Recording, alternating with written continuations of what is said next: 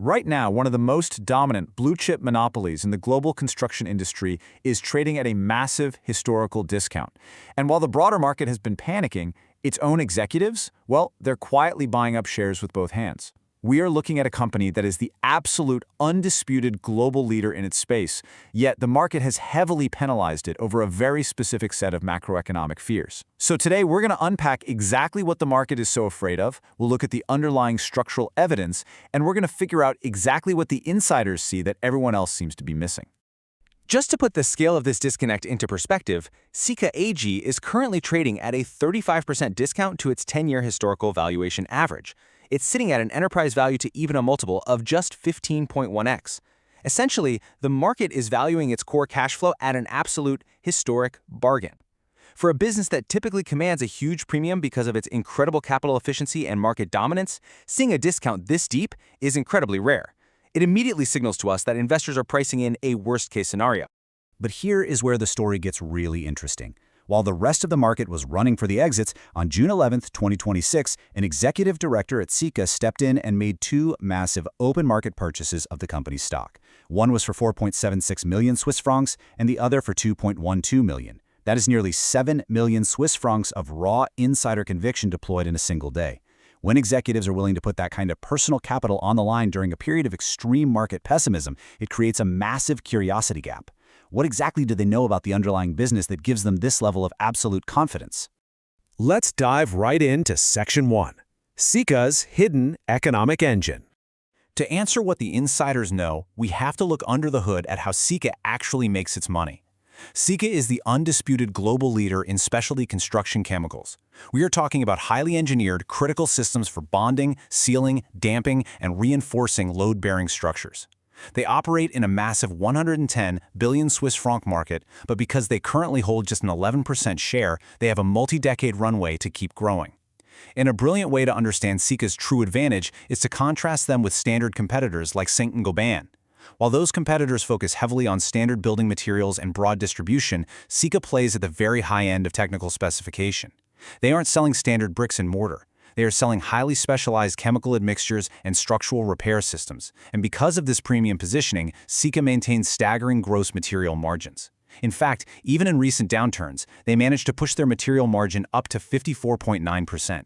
That kind of pricing power doesn't just happen by accident, right? It's protected by a really intense four-part structural moat. First up, high switching costs. Think about this for a second. A waterproofing chemical might only make up 1 to 3% of a total project's budget. But if that chemical fails, you're literally tearing down the whole building. The liability and remediation costs are astronomical. So once a structural engineer writes a Sika product into a blueprint, contractors are extremely reluctant to switch to a cheaper, unproven alternative. Second, they utilize a local-for-local production network across over 400 global sites, which completely shields them from global shipping costs and tariffs. Third is intense IP generation. Products younger than 5 years make up nearly a quarter of their sales, and those carry even higher margins. And finally, their brand dominance in the specification channel ensures a constant stream of repeat business. Moving on to Section 2, let's unpack the market's core concern. To really understand this opportunity, we have to validate the fear. Why is the stock discounted?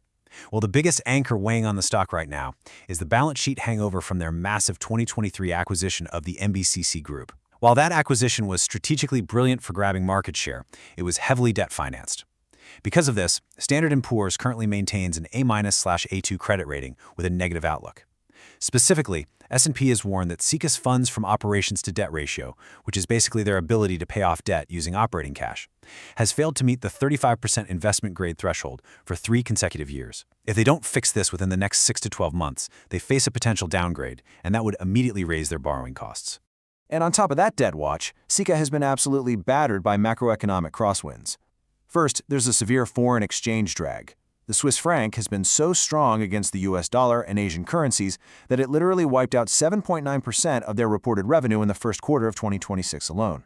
Second, the prolonged double-digit collapse in the Chinese residential real estate market has created a massive drag on their Asia-Pacific volume. And third, high global interest rates have severely delayed rate-sensitive commercial construction projects across both North America and Europe. Let's move into Section 3 to look at the evidence and the scorecard. So does the insider buying thesis actually hold up against these massive macro fears? Well, the Q1 numbers announced on April 14, 2026 were incredibly revealing. Despite that severe currency translation drag, Sika still hit 2.49 billion Swiss francs in sales. This actually beat analyst expectations of 2.46 billion by 1.22%, and it caused the stock to surge over 8% in after-hours trading. When you look at local currencies, EMEA grew by 3.6%, driven by a European recovery.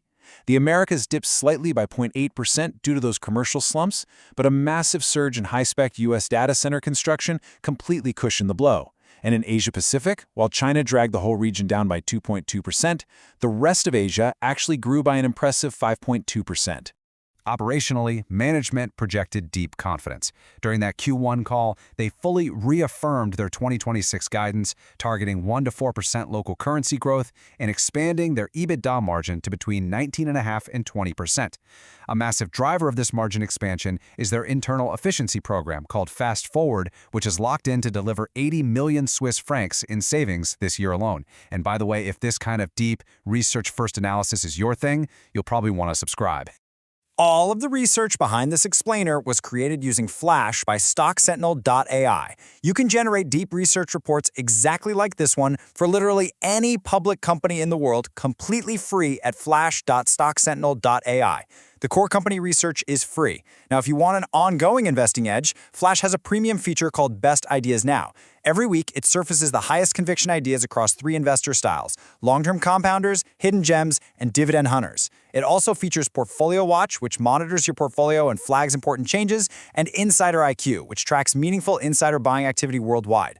You'll see a QR code in the bottom right of your screen right now. Scan it to download the Flash app and try it yourself, or access Flash on the web at flash.stocksentinel.ai.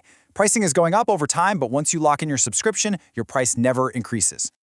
All right, getting back into the analysis, let's synthesize this into our qualitative scorecard. As you'd expect, financial health takes a hit here, scoring a 6 out of 10, entirely due to that MBCC debt load and the S&P negative outlook we talked about. However, look at the anchors. Market position is a stellar 9 out of 10 as the undisputed global leader. Management alignment is an 8 out of 10, backed by strict holding requirements and that massive insider buying we saw. And revenue quality sits at an 8, protected by those blueprint specifications. This results in a highly resilient blended business quality score of 8.1 out of 10. For you as an investor, this means the underlying machine is highly functional, even if the exterior looks a little bit bruised by the macro environment. Let's transition to Section 4 and map out a 5-year scenario framework. Now, before we dive into these numbers, I need to state clearly, this is a hypothetical framework for thinking about possible outcomes. It is not a prediction, and it is not financial advice. The stock could go much higher or much lower than any of these scenarios. So let's quantify what this means for potential total return by walking through the operational assumptions required for each outcome. Let's start with our high case. Here, Sika perfectly executes its fast-forward program. The U.S. and European commercial macro environments recover, and data center demand explodes. This drives EBITDA margins up to 23%, and the market rewards them with a 26x exit PE multiple, implying a year 5 share price of $338.65. Now our base case assumes a slower, steadier macro recovery where fast-forward still delivers, stabilizing EBITDA margins at 21%. At a historical 22x PE multiple, we get $230.77. But we have to consider the low case too. If global construction remains totally stagnant, China gets worse, and cost-cutting completely fails, margins could compress to 18%. At a penalized 17x multiple, the stock drops to $120.81. If you want to dive deeper into all the detailed assumptions behind this framework, you can find the full report over on Flash. When we probability weight these scenarios, assigning a 55% likelihood to the base case, 25% to the high case, and 20% to the low case, the model generates a target price of 235.75 Swiss francs. Compared to current trading levels, that represents a massive 47.53% upside. This math brilliantly illustrates exactly why those insiders were buying. They see all this operational leverage just waiting to uncoil as soon as the macro headwinds even slightly normalize. Finally, Section 5, the ultimate risks and our final verdict. Look, no investment thesis is bulletproof. Let's look at exactly what could break this thesis or validate the market's current pessimism. The biggest immediate risk you need to monitor is that FFO to debt ratio. If Sika cannot organically grow its cash flow enough to push that ratio above 35% by late 2026, an S&P credit downgrade is highly likely, which will raise their debt servicing costs. But the ultimate, thesis-breaking risk you must watch for is margin compression. If we ever see Sika's gross material margin permanently slide below 50%, it means their specification moat is failing. It means local competitors are forcing them into price wars, and generic product substitution is winning. If that premium pricing power breaks, the premium valuation breaks right along with it. So the ultimate takeaway resolves our opening tension perfectly.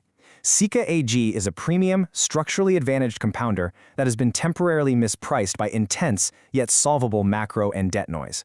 The market is staring at the Chinese real estate slump and the balance sheet, while insiders are looking at 54.9% margins, massive data center tailwinds, and an 80 million franc efficiency program taking effect right now. If you want the full research, including the deeper framework behind this explainer, you can get it free at flash.stocksentinel.ai. So the ultimate question remains, are you willing to stomach the short-term macroeconomic fear to buy a multi-decade monopoly at a historic discount? Or do you think the insiders are catching a falling knife? Do your own research, and I'll see you in the next one. Check out Flash at flash.stocksentinel.ai to access free research and videos like this one for any company in the world.